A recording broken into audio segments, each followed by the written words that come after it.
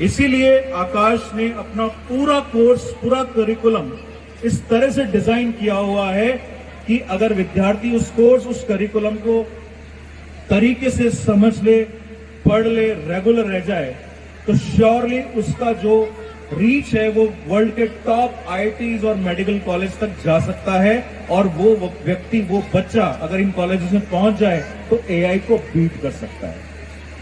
तो दो तरह के बच्चे आगे मिलेंगे हमें, एक वो बच्चा जो एआई को कंट्रोल कर रहा होगा और एक वो बच्चा जिसे एआई कंट्रोल कर रहा होगा।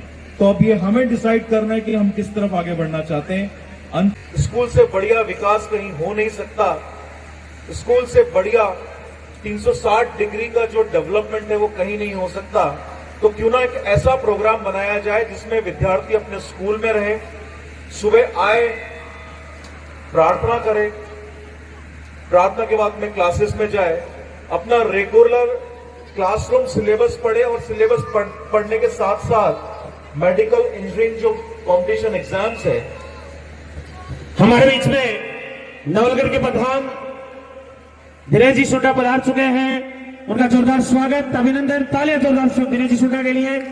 वो आए और अपना स्थान ग्रहण करें। दिनेश जी सुंडा, जोरदार तालियां के लिए नवलगढ़ प्रधान दिनेश जी सुंडा, हार्दिक स्वागत है, अभिनंदन है।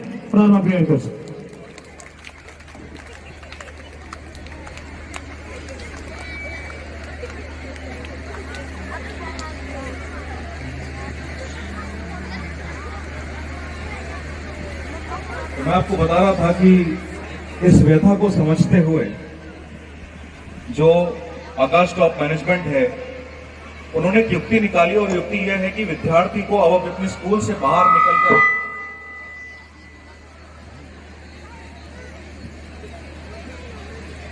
जो एक कोचिंग संस्थान में जाना पड़ता है उसका क्या बीच का रास्ता है।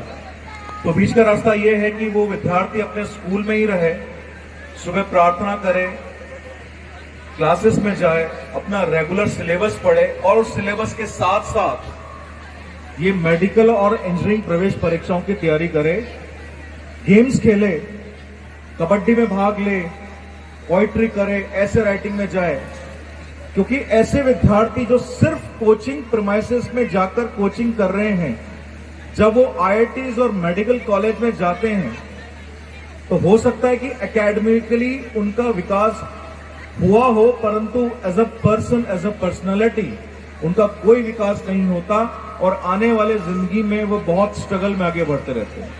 तो इन सब का एक सिंक्रोनाइजेशन प्रोग्राम लॉन्च किया गया जिसको बोला गया स्कूल इंटीग्रेटेड प्रोग्राम, जिसमें ये डिसाइड किया गया कि विद्यार्थी विद्यालय में ही रहकर उन शिक्षकों के द्वारा जो कि नियरेस्ट कोचिंग में पढ़ा रहे हैं, अब विद्यार्थी को वहां जाने की जरूरत नहीं है, शिक्षक अब विद्यार्थी के पास में आएंगे।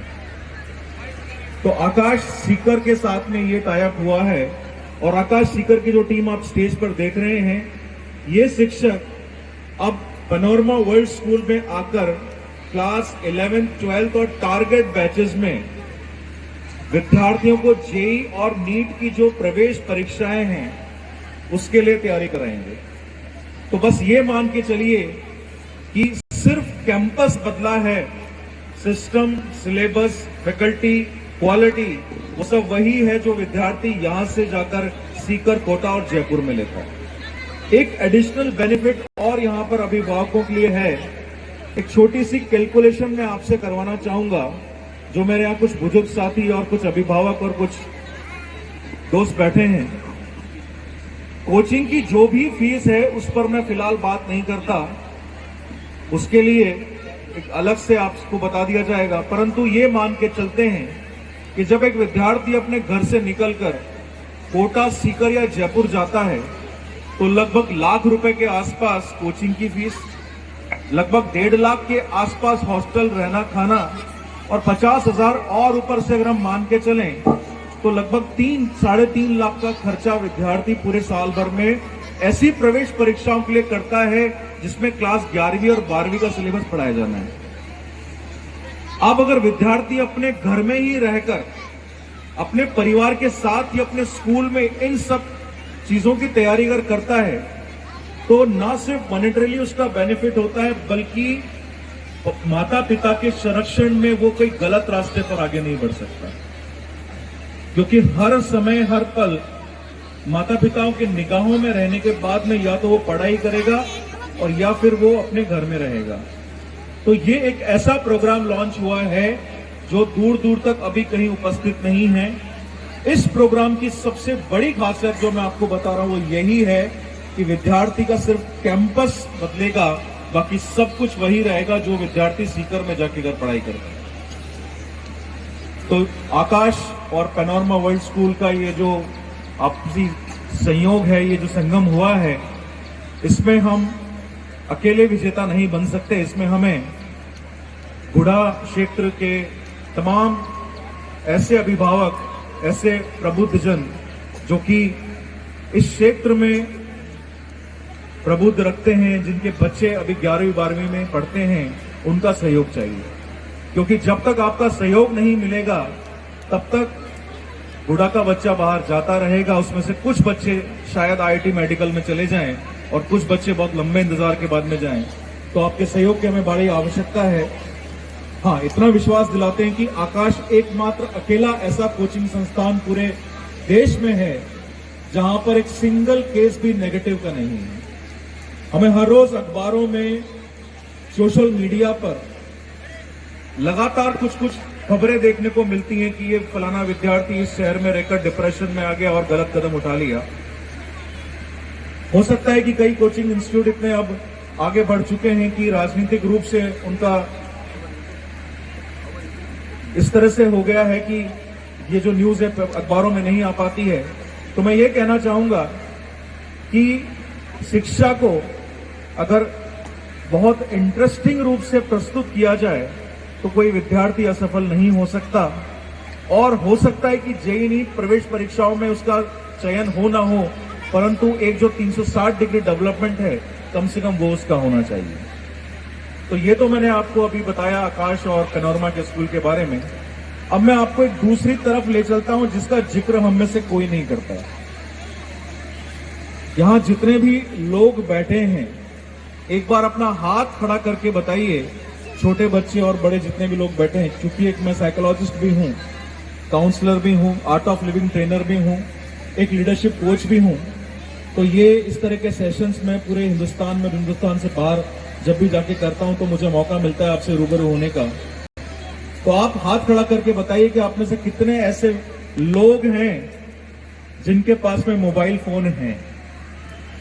तो मुझे मालूम है 100% हाथ खड़े होंगे। एक बार कीजिए, थोड़ी सी एक्सरसाइज करते हैं। डॉक्टर साहब, मैं आपसे 15 मिनट और चाहूंगा इस मेरे स्पीच को। तो ये जो 100% हाथ खड़े हैं,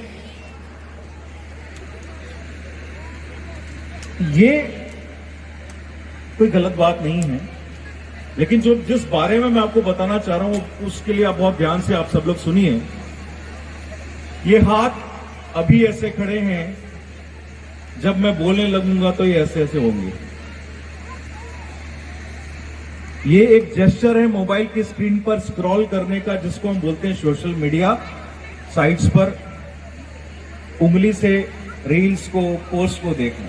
अभी नेसेसिटी हो गई हम लोगों की, परंतु इस वजह से हमने पिछले 18 सालों में एक इतने भयंकर भयावह राक्षस को जन्म दे दिया है जिसकी परिकल्पना हम आज के परिप्रेक्ष्य में नहीं कर सकते हैं। और हो सकता है गुड़ा में जितने लोग यहाँ बच्चे बैठे हैं उससे अनअवेयरों अनभिज्ञ हों। 2002 की बात है, मैं इंजीनियरिंग कॉलेज में अपने NIT में मेरा फर्स्ट ईयर था और इंटरनेट उस समय बस पैर पसार ही रहा था। तो एक कमरे में हमें ले गया गया जहां कंप्यूटर लगे थे, जूते खुलवा दिए गए कि जूते खोल के कंप्यूटर रूम में जाना पड़ता था। मैं और मेरा मित्र एक दूसरे के पास में हम कंप्यूटर पर बैठे और मेरे मित्र ने मुझे कोनी मार के बोला कि देख, ये कुछ नया है, ऑर्कुट नाम का, जिसपे हम आसपास बैठे हैं, आपस में बातें नहीं कर रहे हैं और एक दूसरे को मैसेज कर रहे हैं एक दूसरे के पास बैठकर। तो क्रांति सी छा गई। कुछ लोग जानते होंगे शायद ऑर्कुट के बारे में। 2006 और 7 में ऑर्कुट से बढ़कर एक और सोशल मीडिया प्लेटफॉर्म आया जिसको हमने फेसबुक बोला। सब जानते हैं फेसबुक के बारे में। अब ये फेसबुक आने के बाद में क्या हुआ दोस्तों कि हर एक अपनी छोटी बड़ी निजी जो जानकारियां हैं हमने वो फेसबुक पोस्ट पर डालना शुरू कर दी। अगर हम जयपुर में कोई भ्रमण पर जा रहे हैं तो वहां हम पोस्ट कर रहे हैं कि आज मैंने जंतर मंतर देखा। अगर हम किसी रेस्टोरेंट में खाना खाने जा रहे हैं तो फोटो क्लिक करके उस पर डाल रहे हैं कि आज मैंने बेहतरीन पिज्जा खाया।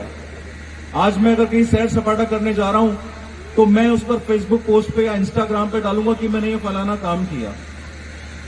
यही नहीं, आपके मोबाइल फोन में जब कोई भी एप्लीकेशन आप लोग डाउनलोड करते हो तो आपसे वो परमिशन लेता है कैमरा और माइक्रोफोन की, लेता है नहीं लेता है? हमारी निजी जिंदगी निजी रही नहीं और इस वजह से धीरे धीरे धीरे धीरे हमारा हर एक निजी डेटा इन सोशल मीडिया प्लेटफॉर्म्स बनाने वाली कंपनीज के पास में जाता रहा। 2018 में फेसबुक ने अपना नाम बदलकर मेटावर्स कर लिया। अब ये कहानी मैं आपको इसलिए नहीं सुना रहा हूं क्योंकि मैं इस कहानी के माध्यम से आपको ये बताना चाह रहा हूं कि मैं कितना अपडेटेड हूं सोशल मीडिया के लिए। मैं इसलिए बताना चाह रहा हूं कि 2018 के बाद में धीरे धीरे आर्टिफिशियल इंटेलिजेंस एआई का स्वरूप बदलता गया और आज जनरेटिव एआई के बाद में एजेंटिक एआई आना शुरू हो गया है। अमेरिका में हुए एक सर्वे के अनुसार 2030 तक लगभग 47% काम जॉब्स खत्म हो जाएंगे। 2035 तक ये आंकड़ा 60% पहुंच जाएगा। इसकी शुरुआत अभी हो चुकी है। मैं कुछ ही दिन पहले दुबई में था और दुबई के पास में एक शहर है शारजाह। शारजाह में एक ऐसा बैंक ओपन हुआ है जहां पर एक भी इंसान नहीं है। सारा काम कंप्यूटर रोबोट से होता है। कुछ महीनों पहले अमेरिका के सबसे बड़े ऑर्थोपेडिक हॉस्पिटल में नी रिप्लेसमेंट सर्जरी का रिकॉर्ड बनाया गया रोबोट्स के द्वारा, एआई के द्वारा। चाइना एक ऐसे ब्रिज का निर्माण कर रहा है जहां पर एक भी मैन पावर अलॉटेड नहीं है, सारा काम कंप्यूटर रोबोट्स कर रहे हैं। तो हम जिस गति से आगे बढ़ रहे हैं, हम जिस ऊर्जा से आगे बढ़ रहे हैं, जिस चीज के लिए आगे बढ़ रहे हैं, अगर उसमें हम इस एआई को बीट नहीं कर पाए तो हम आगे क्यों बढ़ रहे हैं? क्या कभी ये प्रश्न, क्या कभी ये समस्या का जिक्र हमने अपने बच्चों से किया? नहीं किया। आज ये चर्चा मैं यहां इसलिए छेड़ रहा हूं क्योंकि आज इस चर्चा के बारे में आप जिक्र करना शुरू कीजिए। इसीलिए इस एआई को अगले 7-8 साल में बीट करने के लिए हमें बहुत ही गुणवत्ता भरी शिक्षा, अनुशासन, रेगुलरिटी और क्वालिटी की जरूरत पड़ेगी।